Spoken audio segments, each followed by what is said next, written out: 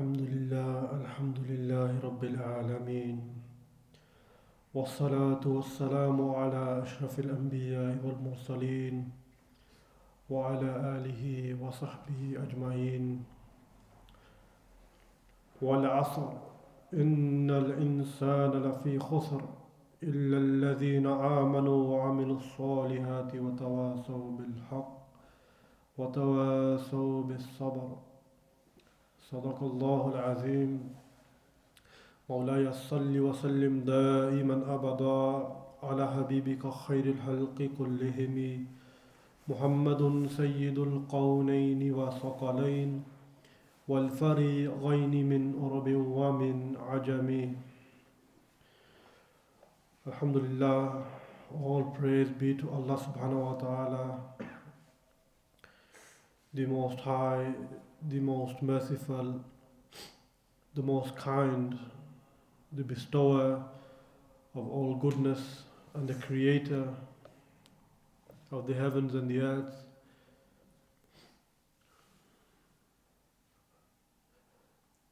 Peace and salutations be upon the best of creation, Sayyidina Muhammad Rasulullah sallallahu alayhi wasallam, the one who has come and shown us a life which Allah subhanahu wa ta'ala prefers, a life which Allah subhanahu wa ta'ala likes, and a life which Allah subhanahu wa ta'ala loves, showing us how to practically act upon the words and guidance that has been given to us in the Quran, and then formulated and commentated and acted upon by the Prophet sallallahu alaihi wasallam, khususan down the sanad and chain of narration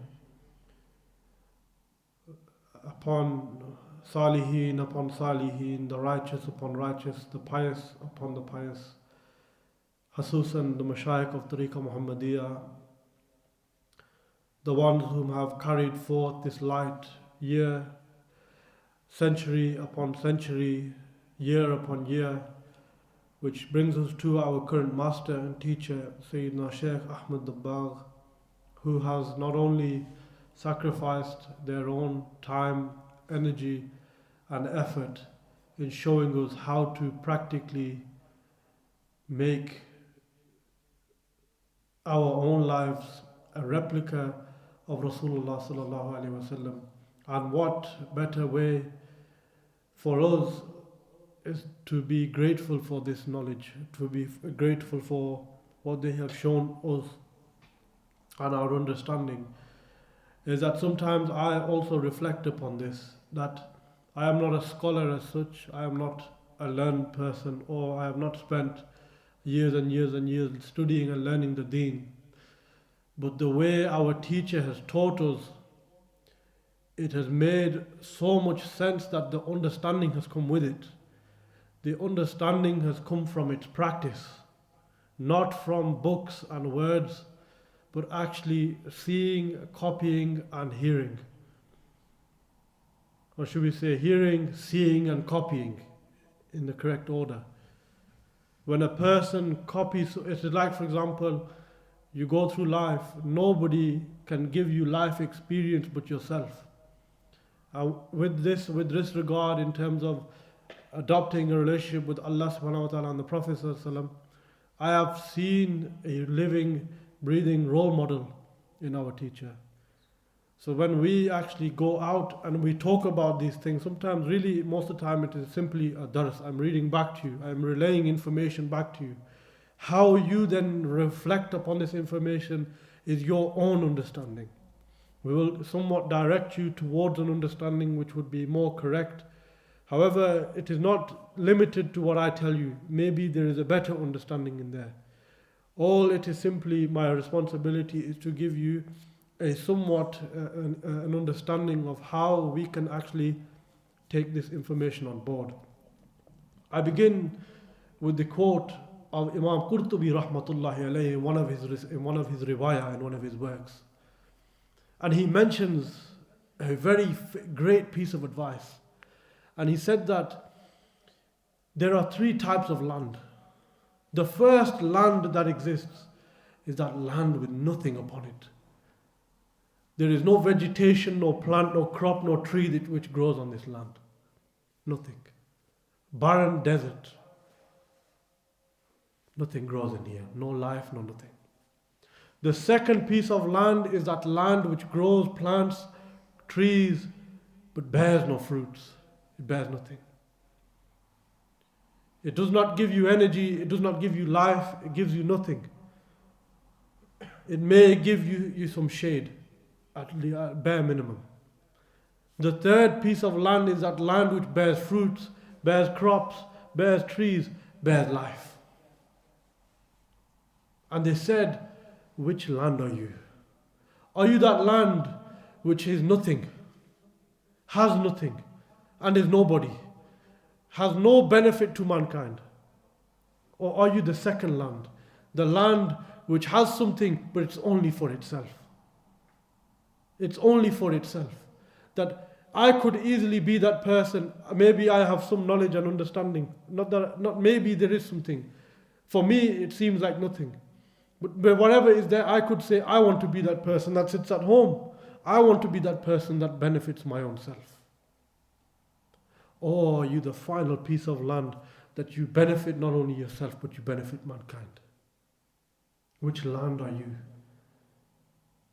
Or are you even, they mentioned even going back, it actually gets worse. They said there are people who are the third land become the second land, and the second land become the first land. They said you may contain everything, but then you have nothing. Why is this? Imam Qurtubi says, the reason why he fails is because he does not do shukr for the blessings he has. He does not do shukr for the blessings he has. I have seen over the last couple of days, may Allah subhanahu wa ta'ala actually make it easy for our brothers and sisters across Turkey and Syria who have suffered in this devastating earthquake. And you have seen pictures of children underneath rubble, parents hugging their children dead. Did they think that this is our last moment? This is our final calling, the night before they slept? Did they think this? How many, maybe a few people did think this, but how many people in reality, when they slept that night, they were in 100% yaqeen they would wake up in the morning? And that is the power of yaqeen, really. Yaqeen is that level of certainty that you yourself create no doubt. You create no doubt. You believe, meaning deeply, really, really believe, there's no changing it, that you will wake up in the morning. Like if I tell you right now, you have the full yaqeen, we're going to reach 8:21 on that clock. How many of you have doubt we're going to reach that time? How many of you? Really? None of you have any doubt. You are so certain we're going to reach that minute. And that second when it passes, you are so certain, meaning there's no way I can change that belief inside you.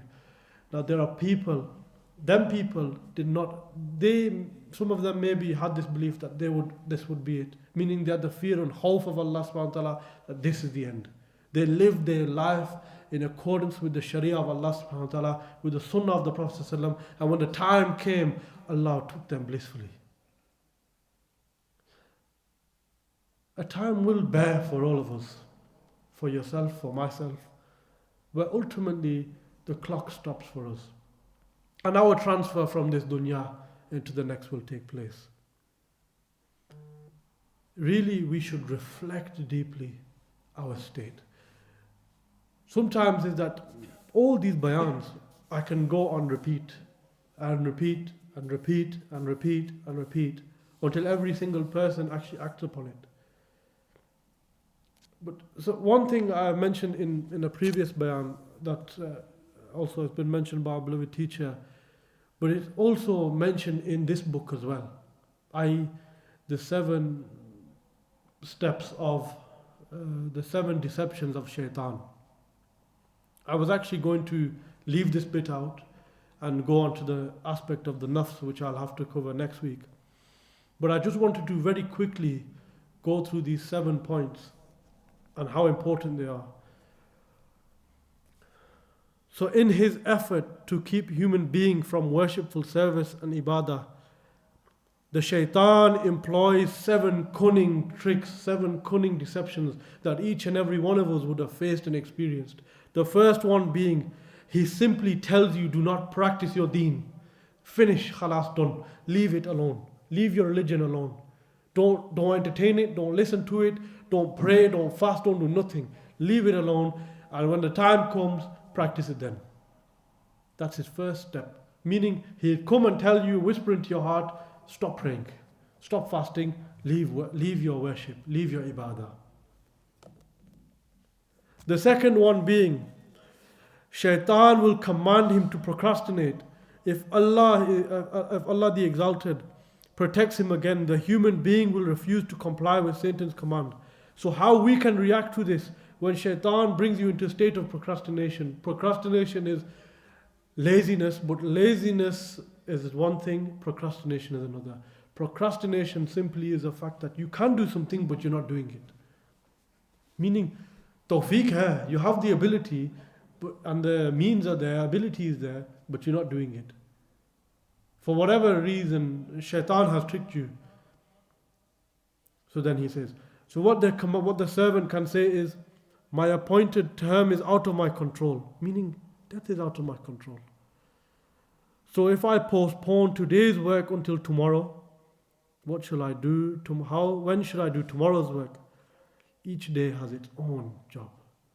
Some of you would have actually received a message a couple of days ago about how one can actually plan a week and how they should focus on this week. If you were sent this message, then this is something that we should act upon. As I said, each day has its own job of work. Number 3, Shaitan will command him to haste in finishing his daily work. Make haste, so you have time for such and such. Think about it, how many of us have this happened to? It's come time for our amals, or come time for our zikr, or come time for salah. And now all of a sudden we just want to speed it up. We want time to go really quick. You know how many of us are passing? I hear a lot of people saying, oh bro, time's going so fast now. I don't know where yesterday went. I don't know what happened to 2023s or this, that and the other. This is part of it. But come to do your zikr, time is like so slow. Why is this?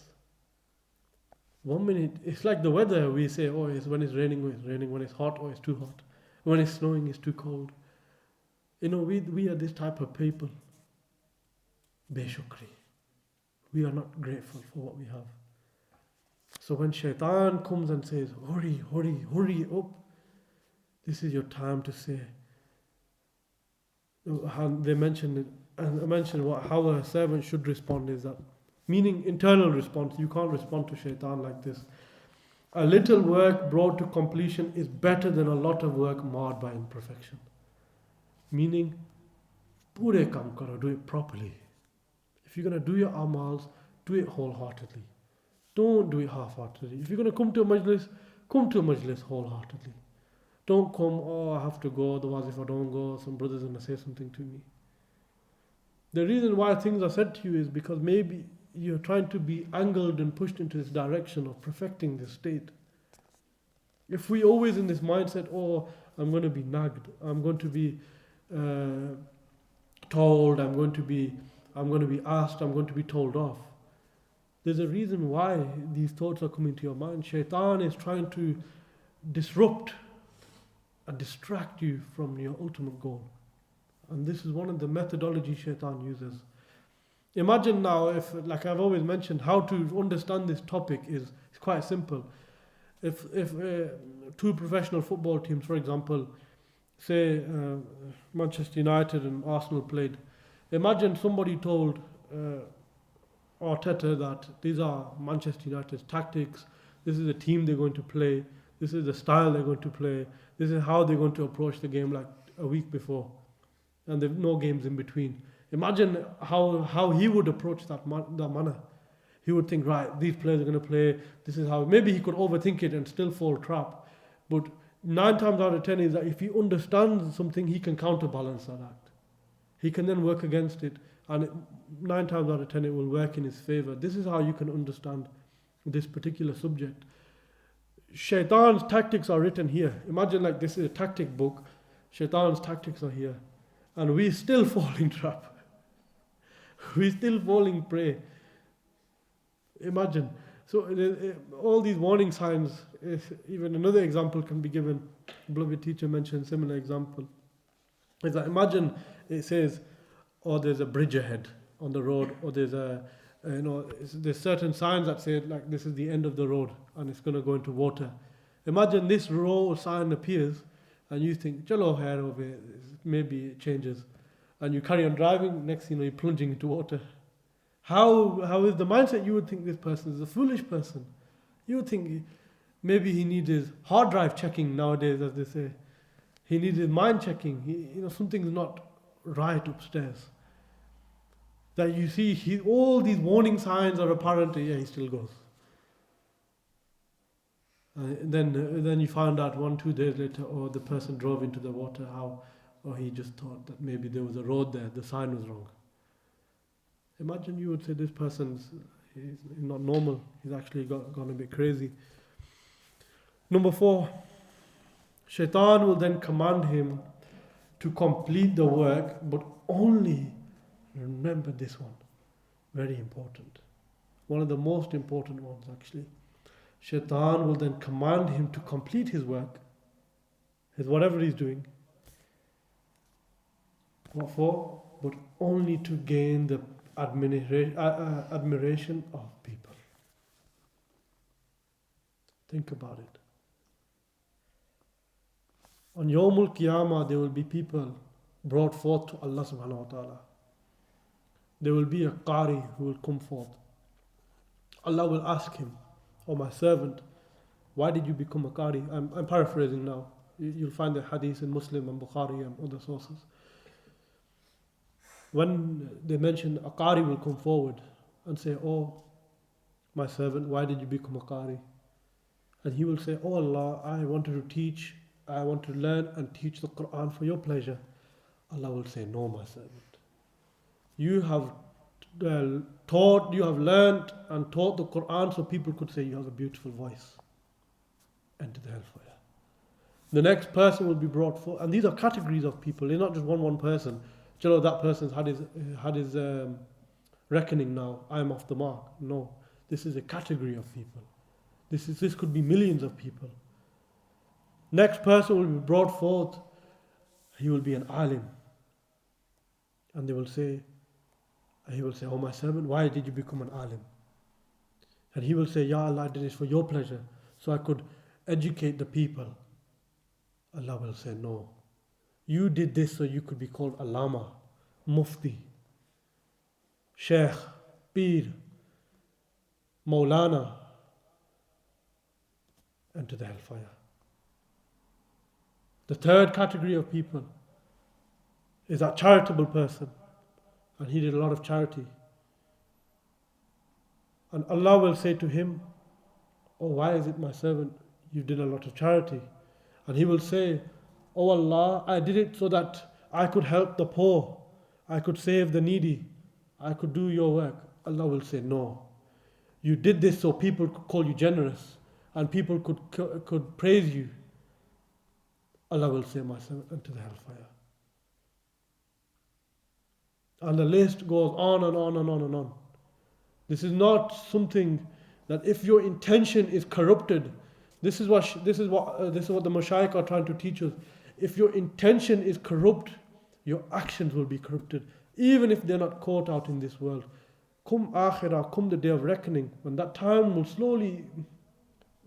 passes very quickly. You know and I know. Time passes like like a gust of wind, a blink of an eye. It's gone. Nothing will ever return. These moments will come very soon. And we will then realize actually the reality of it was nothing. Our intention was corrupted. And they advised the servant to say, "What shall I do with people's admiration? Surely the approval of Allah is all that I need." Meaning this is a response a person can give. Number 5, Shaytan will then try to make him lapse into vain conceit by saying how splendid you are, how good you are. Oh, Abbas or Heather trick you into believing something. And this is where a lot of people actually get caught out, is that, mashallah, you're doing good work. Those people who are actively doing the good work, Shaitan will come at you and tell you you're doing good work, how excellent you are. And if Allah protects him, the human will reject the flattery, saying, all praises belong to Allah, not for me. For He is the only one who singled me out by His helpful guidance and has given my work a tremendous value by His gracious favor. Were it not for His gracious favor, what would be the value of this work, considering the blessing conferred on me by Allah Azza wa Jal and the disobedience towards Him?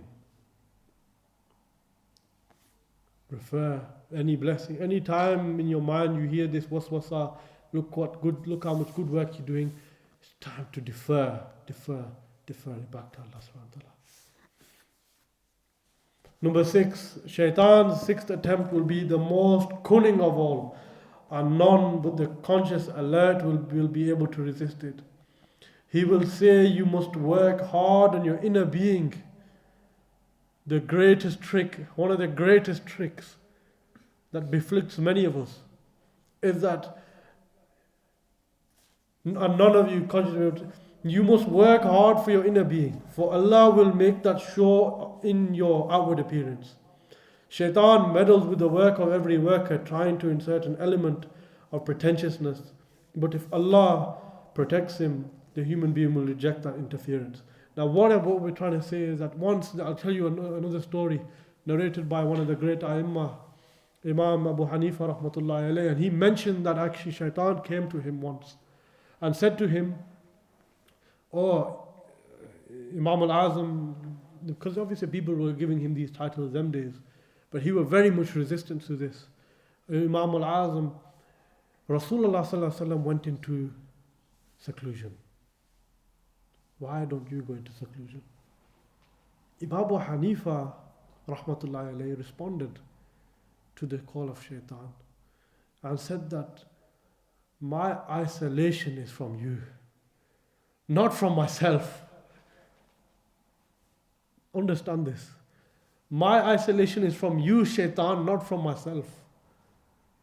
Because in that cave, Shaitan can still come to that cave.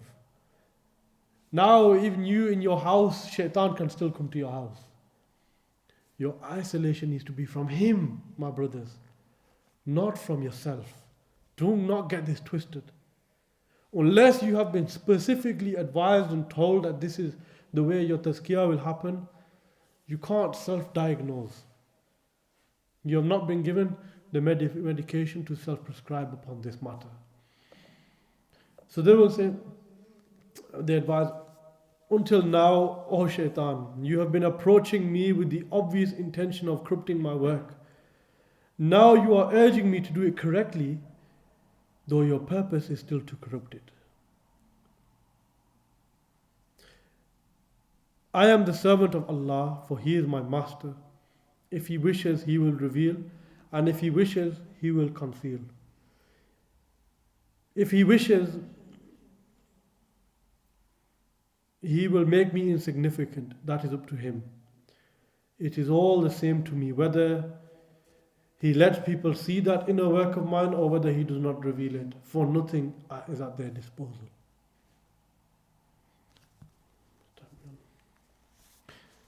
A last and final trick and deception of Shaitan. There are more, but these are 7 ways to summarize this work. 7, Shaitan will try a 7th approach, saying, you have no need for this work, because if you have been created a fortunate being, refraining from work will cause you no harm. And if you have been created as a wretched being, doing it will give you no benefit. If Allah protects him, the human being will reject this approach, saying, I am merely a servant. And the servant is obliged to comply with the commandment governing his servitude. The Lord knows best about his lordship. He decrees whatever he wills and does whatever he wishes. The work is useful to me, however I may be. If I am so fortunate, I need it to increase the reward. If I am wretched, I need it so that I shall not blame myself. Allah Azza wa Jal will not punish me or hurt me for obedience. In any case, I would much prefer to be admitted to the fire of hell as an obedient servant, rather than enter as a true disobedient sinner. But what should I expect when his promise of obedience?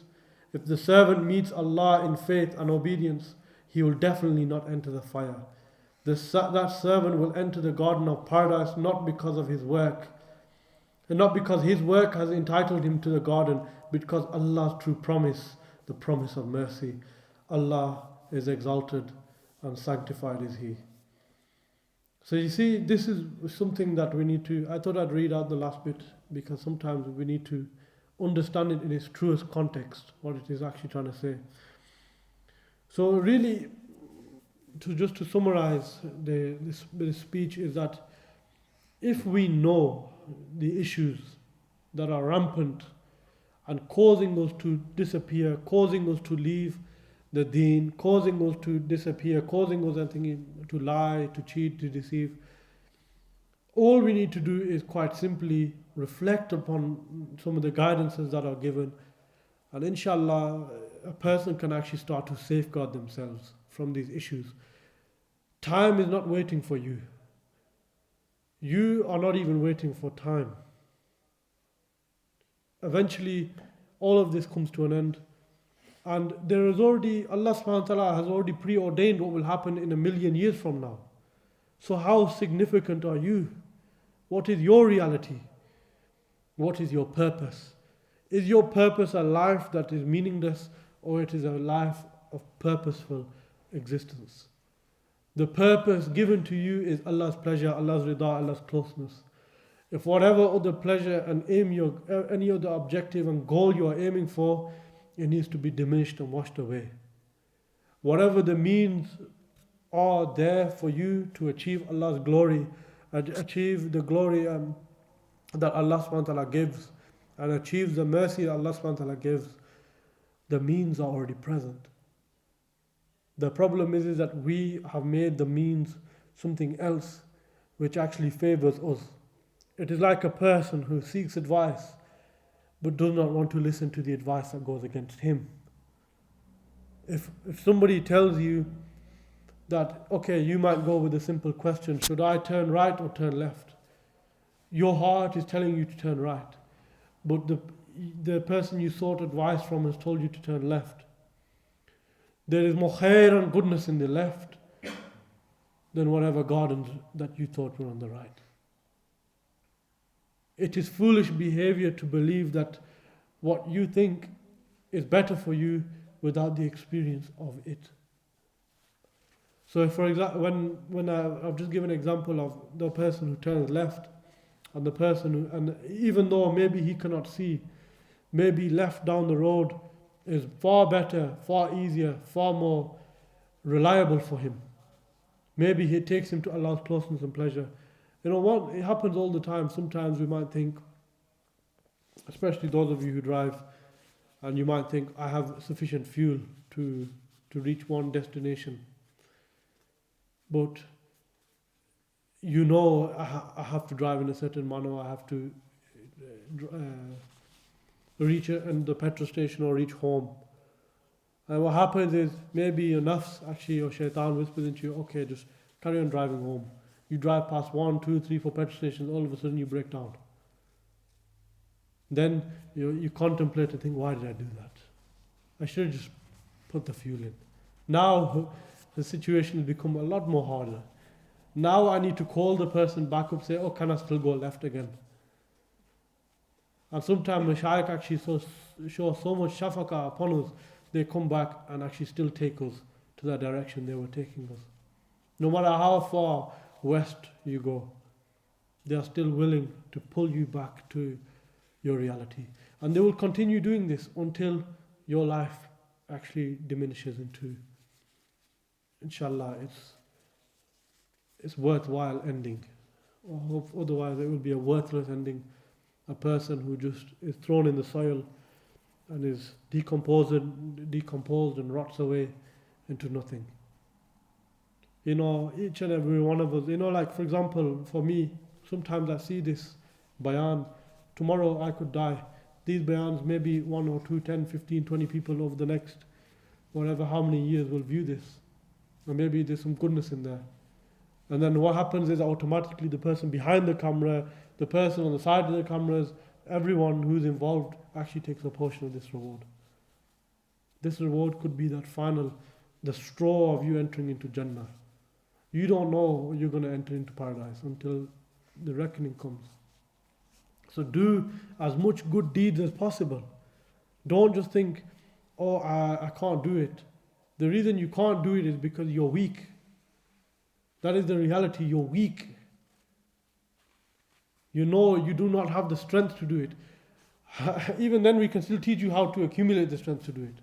How to adopt, how to gain the fairs and the knowledge of how to develop the strength to carry out good deeds non-stop. People who pray 5 times a day, what do they have? They have fairs and light. Just to finish on one final hadith of the Prophet ﷺ, they said the angel of death will come. The angel of death will come. He will only recognize one type of individual, one type of person from afar, and that is that person who prays in congregational prayer. He will recognize that person. And he will tell Allah, like this is what will happen. He will see the person, so as Allah has ascended the angel of death to come and take this soul, the angel of death from afar will see a light transmitting from him. And the angel of death will go back to Allah subhanahu wa ta'ala and ask, oh Allah, is this such and such a person who prays in the mosque, who prays in Jamaat? Oh, and Allah will say, yes, it's that person. And the angel of death will beautify himself and make that death a death of ease. But when it's anything otherwise, is that he will go close to the person and take his soul, whatever state that person's in. It's something to really reflect upon and think about. And we all fall short in this area. So it's something that inshallah we can actually work upon and better ourselves in this field. Maybe we were good, now we're not so good at it. So inshallah we will end there. And just before we end, does anyone have any quick questions to mention on the subject? You mentioned before about like we think in our mind about it's 8:20 and we think we're going to get to 8:21. Mm-hmm. Then it's straight away the news meaning the hadith. I'm just going to paraphrase it about how one shouldn't expect to reach the evening, and if in the evening they shouldn't expect to reach the morning. So what's the general nasiha behind that hadith? I think really is it self-explanatory? It's quite self-explanatory. Inshallah, I'll try to get a more formal answer for you in regards to this. But from my weak understanding is that what basically Rasulullah sallallahu alaihi wasallam is trying to give us forbearance, that tolerance to a reality that life is not guaranteed. So meaning Rasulullah sallallahu alaihi wasallam is indicating preparation for what? Death. So when a person prepares, and from this hadith, then you can come from preparation, how to prepare. How to prepare is one mindset, is that think about a state in which Mashaykh once mentioned this, actually it's come to my mind, is that think about a state in which Allah is pleased with you and you are pleased with Allah subhanahu wa ta'ala. That is the best of preparation. So how do you sleep? For example, a person, sometimes you might not be in wudu, you maybe something happen, a person not in ghusl, and then to perform ghusl or to think about the best way to go to sleep with the intention that, with the sleeping dua and all kinds of sunnahs a person can inherit. Really, this is something about preparation, this hadith. But inshallah, I will try to get something more conclusive in regards to nasiha on this. Jazakallah. Also, it's something that can be in the bayan as well. MashaAllah.